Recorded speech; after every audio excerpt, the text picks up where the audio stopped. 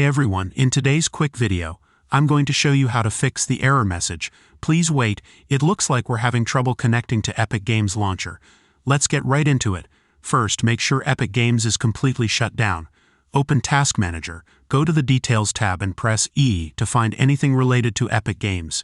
If you see it, right-click and select End Task. Don't forget to check the system tray in the bottom right corner. Right-click the Epic Games icon and select Quit. Next, open the command prompt as an administrator.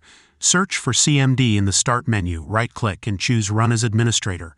Type the following commands one by one: ipconfig /flush DNS and press Enter. NetSH WinSock reset and press Enter after that.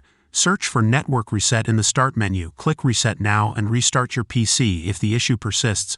Unplug your router from its power source for a few minutes. Plug it back in, let it reconnect and restart your PC. And that's it, your Epic Games Launcher should be working now. If this video helped you out, please leave a like and subscribe. It really supports the channel. Thanks for watching and I'll see you in the next one.